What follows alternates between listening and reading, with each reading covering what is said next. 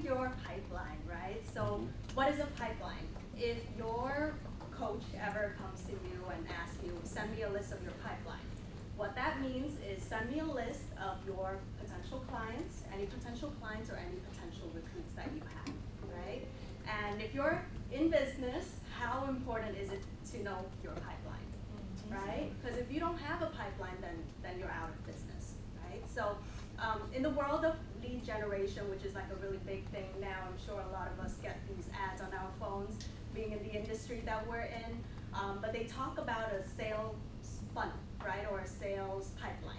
And this is gonna be in the presentation, so maybe you guys can look at this later, but at the top of the funnel, you start with generating leads, right? So ask yourself, who can I talk to about my product? Who might be interested in my product, right? Who would support me no matter what? And do you have their name, number, or email, right? Then you want to qualify them. Do they meet the qualifications that you're looking for? If you are looking for clients, are they married? Do they have kids? Do they own a home? Do they even have an income, right? Are they employed? And so you want to figure that out if they also need what you do, right? Then you initiate contact, right? Maybe through a phone call or a text message or email. And from there, of course, the point is to schedule a meeting with them, negotiate, and then close the deal. So if you think about the shape of a funnel, right? It's bigger up top, right? You got all of these contacts that you can reach out to, and then it's smaller at the bottom because not every single contact that you have is going to meet the criteria that you're looking for, but the more you have at the top, the more you'll end up with at the bottom, right? The more closes you're going to end up with. So now, how or where can we get those contacts? This is the million-dollar question, right? We get paid, people who are in business, we get paid to answer that question. So number one, you want to start with your phone, right? And in the book, $100 Million Leads by Alex Hormozi, right, he talked about how start with your phone. Why? Because this is the cheapest leads that you're ever gonna get because they're free, right? You know, there are companies that charge $100 for just one lead. If you have 50 people in your contact, you have $5,000 worth of leads in your phone. So if you so these people, right, they already given you permission to contact them. And you know, some might, if they're warm, right, like friends or family, or some might be more lukewarm, like professionals or coworkers and things like that. So number two, social media, right? You know, something that I've found from working with a lot of people is that a lot of us, we have friends on social media that we don't have the phone numbers to. So if we're not using social media, we're missing out on a lot of people, and we're leaving stones unturned, right? And we don't want to do that. Number three is referrals, right? Every single person that you sit down with, you should be asking them to introduce you to other people, right? Ask them, who do you know that has, let's say, who do you know that has kids? How do you think they can benefit from what I do? Before you present, set the table, right? Tell them, hey, I never charge for my time, but in lieu of the fee, I just ask that you can introduce me to other people that you feel would also benefit from what I provide, the services that I provide. And then number four is, of course, networking with new people. You know, obviously Samir talked a lot about this, right? You should always be expanding your market, making new friends as you're going out and about. The harsh reality is if you don't have any leads, that just means you're not promoting your business enough, right? And a lot of people that could be your clients don't even know about your business. So how can they become clients, right? And then, of course, once we have the contacts, now we want to contact them. And when you're contacting people, you want to work from a list.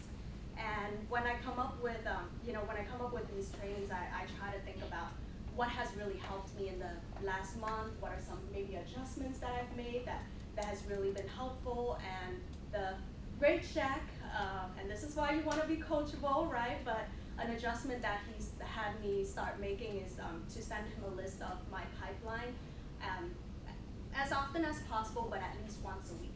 and he wanted me to send him a list of people that I could follow up with that can be potential clients, and then also people who are pretty sure that I can close, right? Maybe I already sat down with them, maybe they already gave a commitment to do business with me, and this has helped me tremendously because it forces me to focus and first be accountable to him, but also focus on income producing activity, right? And what you focus on grows. So you should always have a list ready of all the people that you can call, actively work on growing that list as well, right? I have a list for everything: referrals, potential recruits, potential clients, licensed people, unlicensed people, what else? Attendance, right? Saturdays, Mondays. So, if you're sitting here thinking that that's not my personality, right? I'm not an organized person. I don't like working from lists. Well, if I can do it, you can do it too, because I'm not a structured person either, right? I'm structured in my business because I have to be. You got to do what you got to do, right? Winners do what it takes. But in my personal life, if you know me very personally, you know that I'm like this free-spirited, go with the flow type person, right? I'm not a structured person at all. So again, if I can do it, you can do it. So benefits from working from a list, right? It has been proven that it reduces stress and anxiety, increases your memory and productivity as well. A book that I've read, right, because Shaq read is Atomic Habits. I talked about this last time too, but they talk about, when you have habits that you want to get rid of, you want to make it as inconvenient and unattractive as possible. Like, for example, let's say you like snacking a lot, you want to stop that, don't buy snacks, because then when you're craving it, you got to drive all the way to the supermarket, right? So that's inconvenient. But if you have a habit that you want to establish, right, and you want to make it attractive, you want to make it rewarding. So when you're working off a list, when you complete something, guess what you can do? Tick it up, right, or cross it up. That's very rewarding, right? That triggers something in our mind. But when you just have it in your head and you complete it, what happens? Nothing, right? So that doesn't establish that habit again. So now, also when you're working from a list, you're not scrambling every time that you go to make some phone calls, right? Shaq always talks to our group about having things in place so that we don't get decision fatigue. That's when you have to think about everything that you do, right? What am I gonna have for breakfast? What am I gonna have for lunch? What am I gonna be wearing today? That brings me joy though, but everything else. But everything, right? It's just too exhausting and you don't wanna do that to yourself. So when you work from a list, the decision was made before the decision. So now you just gotta do it. But it also helps you stay accountable to yourself, right? Not being where you want to be and temporarily is okay, right? And a lot of us are probably going to feel that a lot because we're motivated people. We have high standards for ourselves, right? But not being where you are and then hiding and then not doing what you're supposed to do, then that's not okay. And when I was working with Jen, like clockwork, every single Saturday, she's gonna ask us, where's your list, right? Who are you gonna call for the blitz and everything? And she also told us that your goal is to one day have over 100 people to call on a Saturday. And when I first started, I think this comes from Bill Render, right? Yeah. So when I first started, obviously I was like, 100, I don't even have 2 people to call from my phone, right? But trust me, if you look through your phone, you focus on it, look through your social media, you'll find more than just 2. And if you keep focusing on it, you keep expanding on it, your efforts are going to compound, and one day you'll find yourself having way more than 100 people to call. And because of that 100 list referral plus, right, and also Shaq being in my ear, literally on month end, he was calling us like on the hour, every hour, to get us to reach our goal. And that was a little bit stressful, but I was also really grateful for that because to me that means that he really believes that we can hit that goal, right?